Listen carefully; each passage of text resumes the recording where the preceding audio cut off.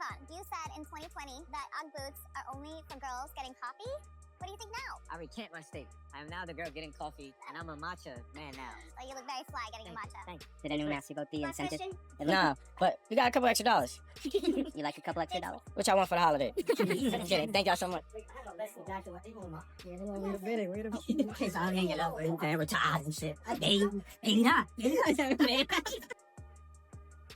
All right.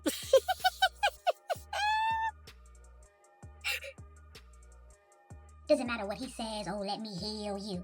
Or, I'm gonna be good to you. Like one time he just told me, like, let me heal you. Give me a chance for me to heal you. And it's like, okay. Did you hear that? Did you hear that? Stefan, the baby rumors true? The baby rumors? Who is that? You? Oh, my personal life? I told you about that. We don't talk too much about my personal life, but I heard about it. Any celebrations that we'll see? We'll see. Do you look forward to the battle, though? With Alexander, y'all got a little bit of a history. Y'all gone toe-to-toe. Do you look forward to competing with him? I can say yeah, but it's no different than I approach any other week. I'm not going out there trying to prove nothing. I ain't trying to prove each and every other week, every play, every day. Try to earn it during the week in practice. Get on the same page as my quarterback. I don't really get into all that extra shit. Was it tough for you to date again? It's definitely tough dating in your 30s. I've never really been a dating person. I've always been in long relationships since I was like 21. With Stefan, how has he inspired you? I would never complain about my job because he has to do two different things. Not only do you have to study, you also have to get physical. And you have to be in bed at a certain time. You're literally in the military. I work hard, but you really work hard. I don't really have a sleep schedule. I don't even like to map out my day. You got a new man? Are the sparks sparking? Sparkling, honey. 4th of July. How did you guys meet? Did you reach out to him? No, you're not supposed to reach out to a man. It was like mutual friends. I thought he was cute. I was like, oh, you gotta be mine. Are you a football fan now? Yeah, I'm a football fan. I be in the screen on Sunday every day cursing people out. Pass the ball! So have you gotten to go and watch him? Not yet, because I've been preparing for my album. After this whole album thing, I'm going to every single game. Every single one of them. So you're in a relationship. How did you meet this man? It wasn't a DM thing. I could feel the vibe that he liked me, but he never approached me. But I always heard like he was into me. He was very respectful and stuff like that. I was like, no matter how much times you go to the club and think that this is gonna distract you, you know what you have to do to move on. And we just talked. We got to know each other. We wasn't doing too much though. It got to the point that it was like, damn, we talked for hours. Are you entering your WAG era? Are you gonna be at the games? Yeah. You think you'll go in the field? I don't know. What happens when silence starts connecting dots no one ever asked to be connected? Because that's exactly where this story sits right now. No press conference, no long explanation, just lawsuits, cryptic posts, and people on the outside trying to figure out how so many unrelated moments suddenly feel tied together. And when the internet senses gaps, it fills them fast. At the center of it all is Stefan Diggs, an NFL star whose name hasn't just been trending for football lately, but for something far messier. And the deeper you look, the less clean the timeline becomes. It didn't start loud. It started with one person. A man named Christopher Blake Griffin came forward claiming something serious happened between him and Diggs back in 2023. His story included accusations that quickly spread across social media, pulling Diggs into a narrative he hadn't publicly addressed before. There were no dramatic interviews from Diggs, no emotional statements. Instead, he responded the way many high-profile figures do, through the courts. Diggs filed a lawsuit saying the claims were false and damaging. And just like that, the story shifted from internet chatter to a legal standoff. Griffin didn't back down. He countersued. Now there were two sides, two legal teams, and a situation that officially moved beyond gossip. Nothing had been proven, no rulings, just active cases and a lot of people watching closely. But if that's where the story ended, it probably wouldn't still be trending, because it didn't stay contained for long. Weeks later, another name started floating through timelines, not because of a lawsuit, not because of a formal accusation, but because of a few short posts that felt loaded. A man known online as Bibby, or Bibby, Banks began tweeting things that made people pause. He didn't name names at first. He didn't spell anything out. He talked about conversations he'd had, things he'd kept private, lines that sounded less like jokes and more like hints, the kind of wording that invites speculation without confirming anything. And that's what made it stick. People started asking questions. Why now? Why speak at all? Was this connected to the lawsuit everyone was already talking about? Or was it something else entirely? Then someone noticed something most people missed. A screenshot began circulating, a private message exchange that dated back months, long before this second wave of attention. In it, someone reached out to Bibby asking why he'd unfollowed or pulled back from comments involving Diggs. Bibby's reply was polite, calm, almost cautious.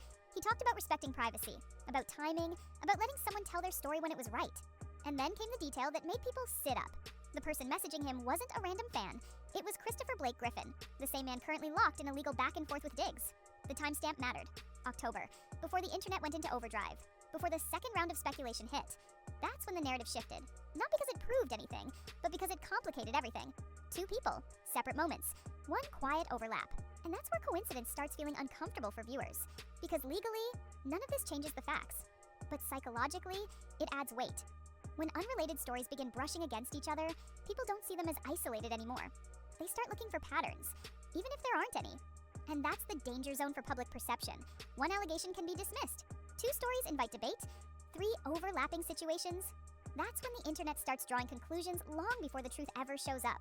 To be clear, nothing about Bibi's post directly accused Diggs of a crime. No police reports, no filings, just implication.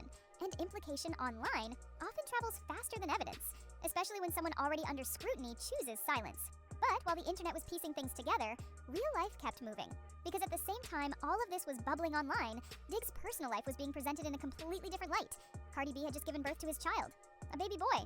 Photos followed, Patriots gear, loving captions, public affection, moments that looked stable, happy, grounded.